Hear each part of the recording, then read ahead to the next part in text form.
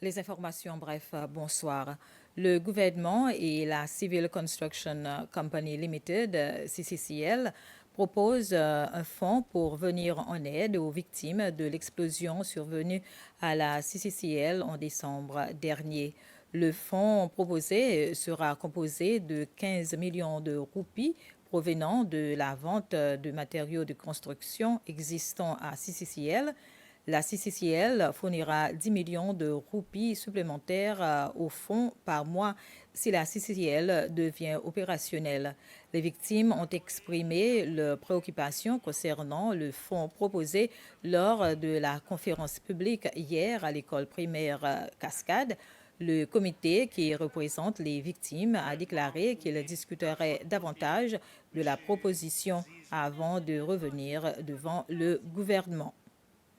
L'Assemblée nationale a approuvé le budget du ministère de l'Investissement, de l'Entrepreneuriat et de l'Industrie pour une somme d'un peu plus de 24 millions de roupies. 11 députés LDS ont voté en faveur de ce budget alors que les 8 membres US se sont abstenus. Dans son introduction, la ministre Devika Vidot a expliqué que cette somme permettra la poursuite du travail d'amélioration de l'environnement des affaires.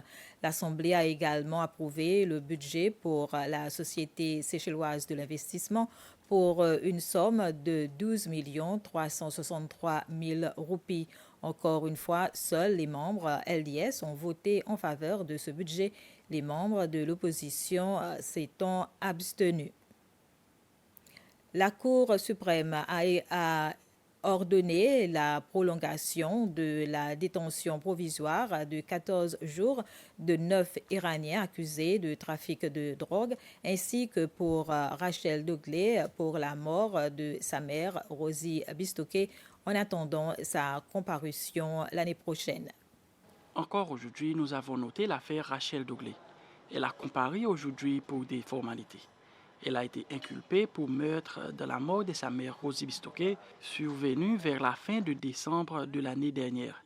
L'accusation a demandé de sa détention provisoire pour 14 autres jours. L'audition de ces cas de meurtre est provisoirement prévue pour mars prochain, mais ce jugement dépendra entièrement de l'audition d'autres affaires avant cette date. Il y a également 9 Iraniens qui se sont présentés à nouveau à la barre. La Cour a ordonné leur détention provisoire pour 14 jours supplémentaires. Ils ont demandé le recours d'un avocat à travers une aide judiciaire. Pour rappel, ces 9 Iraniens sont impliqués dans un cas présumé de trafic de stupéfiants, à savoir que 900 kilos de hashish, environ 10 kilos de cannabis, 7 kilos d'héroïne et 3 kilos de méthamphétamine avaient été saisis à bord d'un DAV. La semaine de la sensibilisation de la lutte contre le harcèlement scolaire a été lancée à l'école secondaire de Montfleury. Elle se poursuivra jusqu'au 15 novembre. Au menu, plusieurs activités, et, entre autres, allumage de bougies, un geste symbolique et la distribution de foulards à 6 élèves qui deviendront des activistes pour lutter contre le harcèlement au sein de l'établissement. Cette école a également dévoilé leur pavillon unité représentant le thème de l'année, choisir l'unité.